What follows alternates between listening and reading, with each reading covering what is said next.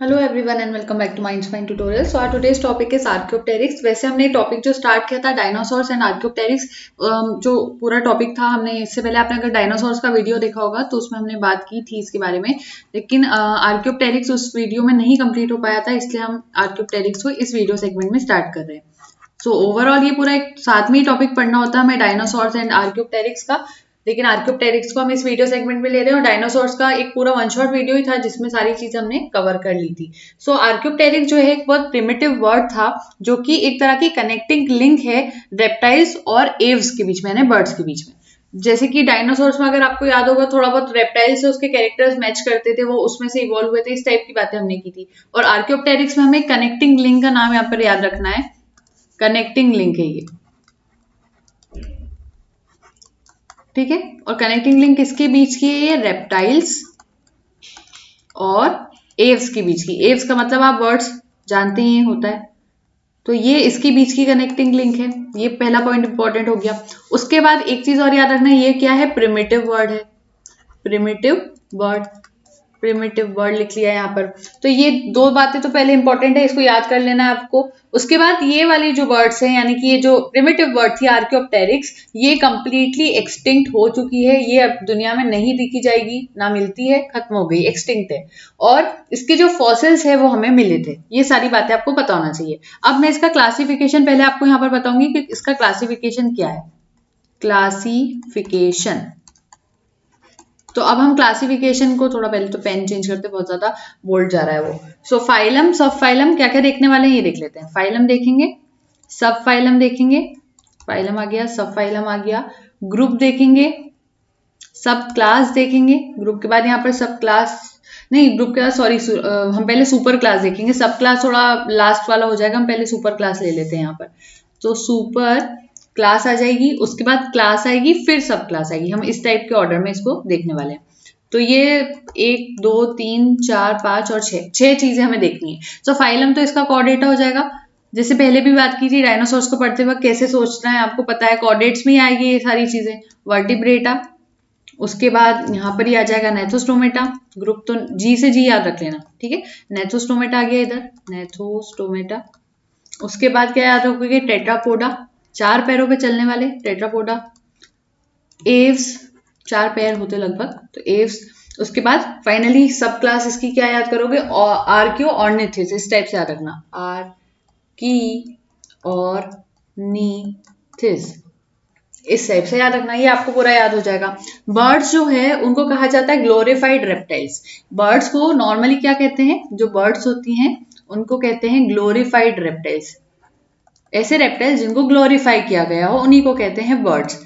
ये सिर्फ एक स्टेटमेंट के फॉर्म में कहते हैं, क्योंकि बहुत सारे ऐसे रेप्टिलियन कैरेक्टर्स हैं जो कि बर्ड्स में आज भी पाए जाते हैं, और उससे हम ये इन्फर कर सकते हैं, हम उससे ये कंक्लूजन निकाल सकते हैं कि जो एंसेस्टर होंगे बर्ड्स के, वो कहीं ना कहीं पीछे जाके रेप्टाइल्स ही हुए होंगे। अगर आपने डायनासोर्स का वीडियो देखा होगा तो आपको ये बात भी पता होगी कि ऐसा माना जाता है कि फिशेस से एम्फीबियंस इवॉल्व हुए, एम्फीबियंस से रेप्टाइल्स इवॉल्व हुए, रेप्टाइल्स से बर्ड्स इवॉल्व हुए, और बर्ड्स से आगे जाकर मैमल्स इवॉल्व हुए।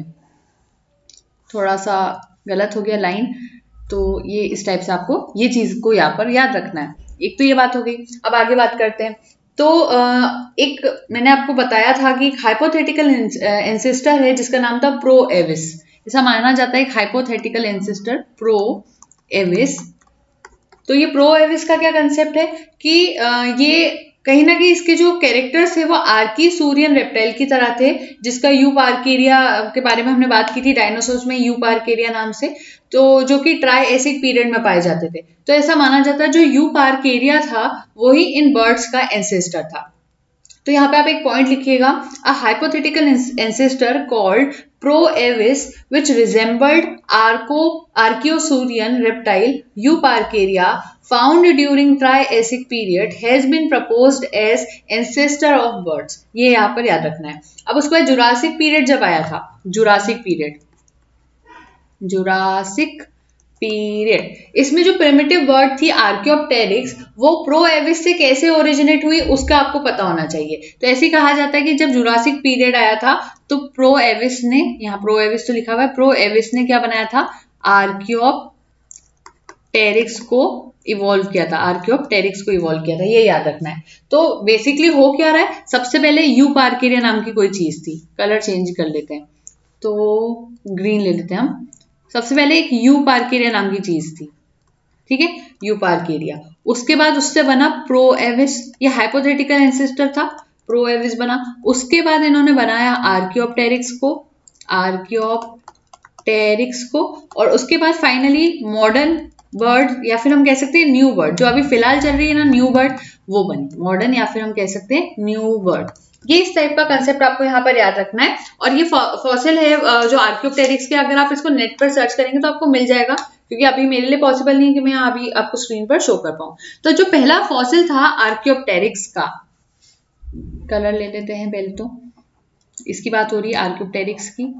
तो जो पहला फॉसिल था आर्कियोप्टेरिक्स का, वो अगस्त 1861 में सोलेनहोफेन के अंदर क्वारी ऑफ बवेरिया में सदर्न जर्मनी में एक इंप्रेशन की फॉर्म में, उसमें एक फेदर भी था साथ में, तो इस टाइप से मिला था। तो अब आपको बहुत ज्यादा कॉम्प्लिकेटेड हो गया, तो मैं सारे पॉइंट्स लिख देती हूँ जो जो मैंने अभी यहाँ पर कहे आपको।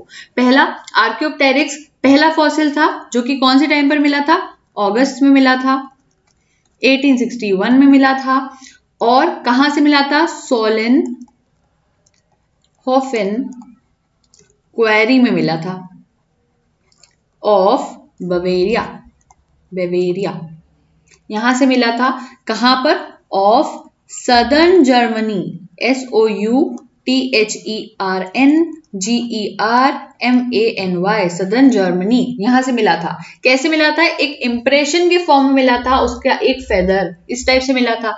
लेटर उसी ईयर में, यही सेम ईयर था 1861 की बात है, उसी ईयर में सितंबर के मंथ में एक कंप्लीट फॉसिल भी मिला था इसी बर्ड का, जो कि लाइमस्टोन में मिला था, और फिर उसको ब्रिटिश म्यूजियम में रखा गया था। तो पहली बार जब इंसिडेंस हुआ, ये इंसिडेंट हुआ, तो क्या हुआ था, यहाँ पर क्या मिला था, इस बर्ड का सिर्फ फेदर मिला था, और फेदर का भी क्या मिला था, इंप्रेशन मिला था। तो इंप्रेशन था, इंप्रेशन मिला था, ये शुरुआत हुई थी, पहली बार ये कहानी शुरू हुई थी जब। तो मैं थोड़ा सा पहले स्क्रीन को एडजस्ट कर देती हूँ, हमारी स्पेस थोड़ी प्रॉपर हो जाए, ठीक है। उसके बाद दूसरी बार सेम ईयर में, इसी साल में क्या हुआ, पूरा कंप्लीट फॉसिल मिल गया इस बर्ड का, कंप्लीट फॉसिल मिल गया। कहां पर मिला था, लाइमस्टोन में मिला था, लाइमस्टोन के अंदर मिला, और फिर उसको ब्रिटिश म्यूजियम में रख दिया गया, ब्रिटिश म्यूजियम में इस बर्ड का फॉसिल रख दिया गया। समझ में आ रही होगी बात। 1877 की बात हुई, फिर थर्ड टाइम हुआ 1877, अभी 61 चल रहा था, 1877 में दूसरा फॉसिल भी मिला इसी बर्ड का, लेकिन उस बर्ड में थोड़े से चेंजेस थे, उसका नाम था आर्कियोप्टेरिक्स लिथोग्राफिका। क्या मिला यहाँ पर, आर्कियोप्टेरिक्स की स्पेलिंग अब आपको आती है, आगे लिथोग्राफिका लिख लेते हैं, लिथोग्राफिका, ये मिला, ठीक है। और ये ऑब्टेन हुआ था, जब जैसे मिला तो इसको रखा गया royal museum of natural history Berlin के अंदर। कहाँ रखा, royal museum of natural history Berlin, कहां पर, बर्लिन में। समझ में आ रही बात। लेटर ऑन ये जो फॉसिल्स थे एरियल बर्ड के, उसके और मिले, जिसका नाम था हेस्पोर्निस, यहां पर लिख देते हैं हेस्पोर्निस, ठीक है। उसमें और एक एक्वेटिक बर्ड भी याद रखना, एक्वेटिक बर्ड, ये एक्वेटिक बर्ड और ये वाली एरियल बर्ड। हेस्पोर्निस कौन सी है, एरियल बर्ड है, हवा में उड़ने वाली, और एक्वेटिक बर्ड पानी वाली जो बर्ड्स होती है, एक्वेटिक बर्ड्स कहते हैं उसको। एक्वेटिक बर्ड का नाम याद रखना, इक्थियोर्निस, इक्थियोर्निस, ठीक है। तो एक एरियल बर्ड जिसका नाम था हिस्पोर्निस, और एक एक्वेटिक बर्ड जिसका नाम था इक्थियोर्निस, ये ऑब्टेन हुए थे रॉक्स ऑफ क्रिटेशियस पीरियड में से। तो इनके भी फॉसिल मिले, रॉक्स ऑफ क्रिटेशियस पीरियड से, क्रिटेशियस पीरियड में से। समझ में आ रही है बात। ये कहानी यहाँ पर ओवर होती है, इसकी थोड़ी स्टोरी वाली। अब स्ट्रक्चर की बात कर लेते हैं कि थोड़ा बहुत स्ट्रक्चर कैसा था इस आर्कियोप्टेरिक्स का। तो ये कहानी तो आपको यहाँ समझ में आ गई होगी। नीचे ले लेते हैं थोड़ा सा। स्ट्रक्चर। तो साइज जो होता है आर्कियोप्टेरिक्स का, जो जुरासिक पीरियड में पाया जाता था, वो एक क्रो के बराबर था। ठीक है, जब आर्कियोप्टेरिक्स को आप जुरासिक पीरियड में देखते, जुरासिक पीरियड के अंदर, तो उसका साइज एक क्रो के बराबर था। फिर उसका हैंड जो था वो बहुत स्ट्रॉन्ग था, उसकी टीथ बहुत शार्प थे, उसके जॉस पे टीथ पाए जाते थे, उसकी टेल जो थी वो लिजार्ड की तरह थी, जो कि बहुत लॉन्गर थी उसकी बॉडी के कंपैरिजन में, उसके विंग्स कंपैरेटिवली वीक थे, और उसके अंदर पेयर्स पाए जाते थे, टेल के ऊपर कुछ पेयर्स पाए जाते थे। जो स्कल था आर्कियोप्टेरिक्स का वो राउंड था, टीथ उसके एम्बेडेड थे sockets of upper and lower jaw में, और जो इसकी वर्टिब्री थी वो एम्फीसीलस थी। इसमें 20 कॉर्डल वर्टिब्री थी इसकी टेल के अंदर, और जो इसका पाइगोस्टाइल था वो यहाँ पर एब्सेंट था। जो रिब्स होते हैं बर्ड्स के वो स्लेंडर होते हैं, और अनसिनेट प्रोसेस उसमें एब्सेंट होती है। स्टर्नम इनमें लैकिंग, मतलब स्टर्नम तो था लेकिन उसमें जो कील होना चाहिए, कील और फर्क्यूला, वो इसमें लैकिंग था। सॉरी, कील इसमें लैकिंग थी, फर्क्यूला जो था इसका यू शेप का था। मेटाकार्पल्स इसके सेपरेट थे, इसके पास 2 फेरेंजेस थी फर्स्ट फिंगर में 3, और फर्स्ट फिंगर में 2 फेलेंजेस थी, और सेकेंड फिंगर में आप याद रख लो 3 फेलेंजेस। तो इस तरह से याद कर लेना आप। और वो क्लॉड थी। उसके बाद टार्सो मेटाटार्सस जो रहते हैं वो 4 फिंगर्स में वो थे इसके अंदर। तो इससे माना जाता है कि ये फ्लाई नहीं कर पाते थे, ये बर्ड्स उड़ नहीं पाते थे। बर्ड जैसा स्ट्रक्चर था और थोड़े बहुत रेप्टाइल्स जैसे थे, तो उड़ नहीं पाते थे। इसका वेट 200 ग्राम्स था, विंग एरिया इसका 480 स्क्वायर सेंटीमीटर्स तक का था। तो ये सारे पॉइंट्स आपको मैंने यहाँ पर बता दिए। हालांकि मैं यहाँ कुछ कुछ नोट भी कर देती हूँ, क्या क्या इंपॉर्टेंट है वही नोट करेंगे हम लोग। क्या कहा हमने? हैंड स्ट्रॉन्ग, टीथ शार्प, उसके बाद क्या कहा? लिजार्ड जैसी टेल, लिजार्ड लाइक टेल, लेकिन टेल इसकी बॉडी के कंपैरिजन में बहुत ज्यादा लॉन्ग थी, ये याद रखना। स्कल कैसा था इसका? राउंडेड था, राउंडेड। टीथ कैसे थे? एम्बेडेड थे, टीथ एम्बेडेड थे इसके जॉज में, सॉकेट्स ऑफ अपर और लोअर जॉज में। वर्टिब्री कैसी थी? वर्टिब्री एम्फीसीलस थी, एम्फीसीलस। समझ में आ रही बात? उसके बाद इसके पास 20 कॉर्डल वर्टिब्री थी, 20 caudal vertebrae in the tail, tail के अंदर। लेकिन इसका पाइगोस्टाइल कैसा था? पाइगोस्टाइल इसका एब्सेंट था, पाइगोस्टाइल एब्सेंट था। समझ में आ रही बात? उसके बाद क्या हुआ? जो रिब्स थे इन बर्ड्स के वो स्लेंडर थे, रिब्स कैसे थे इसके? स्लेंडर थे। उसके बाद क्या हुआ यहाँ पर? जो इसकी अनसिनेट प्रोसेस थी वो एब्सेंट थी, अनसिनेट प्रोसेस। राइटिंग पे प्लीज मत जाइएगा, अभी थोड़ा पॉसिबल नहीं हो रहा इसको प्रॉपर लिखना। स्टर्नम जो था उसमें कील लैकिंग था, स्टर्नम जो था उसमें कील जो था वो एब्सेंट था।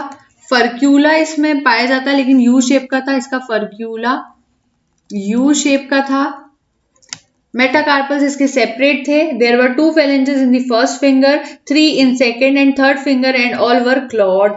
Tarsometatarsus contained 4 fingers. This is inferred that it was unable to fly. Its weight was 200 grams and wing area was 480 square centimeters. तो ये सारी चीजें हो गई कंप्लीट। अब कुछ एफिनिटीज हम देख लेते हैं आर्कियोप्टेरिक्स की। एफिनिटीज,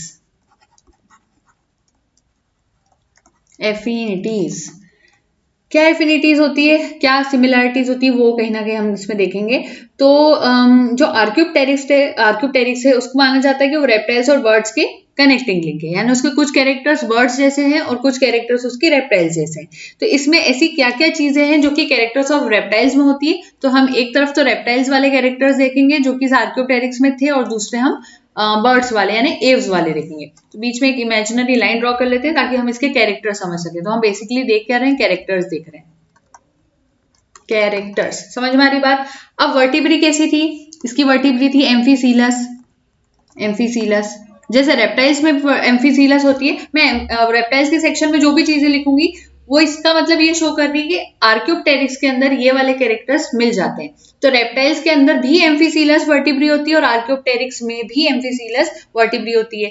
टीथ पाए जाते हैं रेप्टाइल्स के पास, और वो भी कहां पर? जॉस पर पाए जाते हैं। तो इधर रेप्टाइल्स और आर्कियोप्टेरिक्स की सिमिलैरिटीज चल रही है, एफिनिटीज देख रहे हैं हम। ठीक है। Uncinate process, uncinate process absent on ribs. तो अनसिनेट प्रोसेस पाई जाती है एक तो इनके अंदर रेप्टाइल्स के अंदर, वैसी आर्कियोप्टेरिक्स में भी होती है। टेल इसकी लॉन्ग थी और उसमें कॉर्डल वर्टिब्री थी, तो टेल के अंदर याद क्या रखना, टेल लॉन्ग और कॉर्डल वर्टिब्री थी। फिर उसके बाद इसमें न्यूमेटिक बोन्स थी, हवा भरी हुई जो एयर वाली बोन्स होती है उसको न्यूमेटिक बोन्स कहते हैं। तो न्यूमेटिक बोन्स जो थी, सॉरी नहीं थी वो कहना चाहिए मुझे, एब्सेंट थी, क्योंकि रेप्टाइल्स में न्यूमेटिक बोन्स नहीं होती। रेप्टाइल्स में जो बोन्स होती है वो अच्छी स्ट्रांग होती है। तो इनके अंदर ये ऐसी बर्ड्स थी, वैसे बर्ड्स के अंदर न्यूमेटिक बोन्स होती है, लेकिन ये ऐसी बर्ड्स थी जिनके पास न्यूमेटिक बोन्स नहीं थी, यानी कि इनकी बोन्स में एयर नहीं थी। इसी वजह से ये बर्ड्स कहीं ना कहीं फ्लाई नहीं कर पाते थे आर्कियोप्टेरिक्स। इससे आप याद रख सकते हो। स्टर्नम इनका वीक था, स्टर्नम कैसा था, वीक था इनका, जैसे इनमें रेप्टाइल्स में भी होता है, और उसमें कील क्या थी, एब्सेंट थी। उसके बाद स्केल्स इनकी बॉडी पर पाए जाते हैं, रेप्टाइल्स की पूरी बॉडी पर स्केल्स होते हैं। अगर आप स्नेक को देखेंगे स्केल्स होते हैं, लिजार्ड को देखेंगे स्नेक्स होते हैं, ये सब याद करना। Pelvic girdle had long ilium and backwardly directed pubis. तो अब इसके पेल्विक गर्डल वाला साइड हम इधर लिख लेते हैं क्योंकि उधर स्पेस नहीं प्रॉपर, तो अभी भी हम रेप्टाइल्स की तरफ ही चल रहे हैं, ये रेप्टाइल्स वाला सेक्शन चल रहा है। तो पेल्विक गर्डल में इलियम प्यूबिस मिलती थी। कार्पल्स मेटाकार्पल्स यहाँ पर फ्री थे, तो कार्पल्स मेटाकार्पल्स फ्री थे, carpals metacarpals free. Three clawed digits in four limbs थे, three clawed digits in four limbs ये थे इसके पास, three clawed digits in four limbs. अब उसके बाद हम एक तरफ बर्ड्स के कैरेक्टर्स देख लेते हैं, ये तो रेप्टाइल्स के कंप्लीट हो गए। बर्ड्स में क्या था, इनके पास फेदर्स पाए जाते हैं, बर्ड्स में भी फेदर्स पाए जाते हैं, आर्कियोप्टेरिक्स में फेदर्स पाए जाते थे। उसके बाद फोर लिम्स इनके मॉडिफाइड थे विंग्स में, इनके फोर लिम्स मॉडिफाई होकर क्या बनाते थे, विंग्स बनाते थे। फोर लिम्स ने क्या बना दिया, विंग्स बना दिए। स्कल इनका राउंडेड था, स्कल राउंडेड ही होता है बर्ड्स के अंदर, वैसे इनमें भी था। फिर स्कल बोन्स क्लोजली जॉइंटेड थी, और उसकी बोन्स, स्कल की जो बोन्स थी वो कैसी थी, क्लोजली जॉइंटेड थी, क्लोजली जॉइंटेड थी। उसके बाद बीक इनके अंदर पाई जाती थी, तो बीक इनमें प्रेजेंट थी, बीक को प्लस एंटी लिख रही हूं मैं यहाँ पर। उसके बाद इनके अंदर वी शेप का फर्क्यूला था, वी शेप, एक वी शेप और यू शेप है ना, थोड़ा कंफ्यूजन है इसमें, आप दोनों याद रखना, वी और यू दोनों याद रखना। वी या फिर यू शेप का फर्क्यूला था इनके अंदर, फर्क्यूला, ये याद हो गया। उसके बाद इन सारे स्टेटमेंट्स के बेसिस पे हम ये कह सकते हैं कि आर्कियोप्टेरिक्स एक प्रिमिटिव वर्ड थी विद रेप्टिलियन कैरेक्टर्स। आर्कियोप्टेरिक्स एक वर्ड थी जिसमें रेप्टिलियन कैरेक्टर्स पाए जाते थे, लेकिन वो ऐसी वर्ड थी जो कि प्रिमिटिव थी, पहले के टाइम की थी। अभी आज के मॉडर्न वर्ड को देखोगे वैसा नहीं था आर्कियोप्टेरिक्स। आर्कियोप्टेरिक्स फ्लाई भी नहीं कर सकता था, लेकिन आज के बर्ड्स फ्लाई करते हैं, इसलिए तो वो बर्ड्स कहलाते हैं। तो यहाँ पर हमारा पूरा कंप्लीट हो जाता है आर्कियोप्टेरिक्स से रिलेटेड सारा पोर्शन। और डायनासोर्स और आर्कियोप्टेरिक्स दोनों ही सेक्शन कहीं ना कहीं एक दूसरे से इवोल्यूशन में जुड़े हुए होते हैं, इसलिए हमें दोनों एक साथ ही पढ़ने होते हैं। तो डायनासोर्स का वीडियो ऑलरेडी अपलोडेड है, ये सेकंड वीडियो था, और डायनासोर्स का वीडियो से अकेला भी देखोगे तो उसमें डायनासोर्स कंप्लीट हो जाते हैं, और इस वाले वीडियो में पूरा आर्कियोप्टेरिक्स कंप्लीट हो गया। एक रिवीजन करवा देती हूँ यहाँ पर। सबसे ज्यादा जायंट डायनासोर कौन था, अगर आपको थोड़ा याद करना हो तो आपको याद होना चाहिए, उसका नाम था अल्ट्रासोरस। सबसे बड़ा डायनासोर का नाम होता है अल्ट्रासोरस। उसके बाद डायनासोर्स इवॉल्व किससे हुए थे, तो उसका नाम था यू पार्केरिया। जो रेप्टाइल का नाम हमने याद करा था वो कौन था, यू पार्केरिया, EUPARKERIA। जो फॉसिल था आर्कियोप्टेरिक्स का सबसे पहली बार कब पाया गया था, तो 1861 के अंदर जर्मनी में पाया गया था। एज ऑफ रेप्टाइल्स किसको कहते हैं, तो उसको कहते हैं मीजोजोइक एरा। जो एज ऑफ रेप्टाइल्स थी वो मीजोजोइक एरा कहलाती है। तो ये सारे कुछ इंपॉर्टेंट पॉइंट्स हैं जो मैंने यहाँ आपको बता दिए। तो thank you so much and don't forget to like, share and subscribe. Happy learning.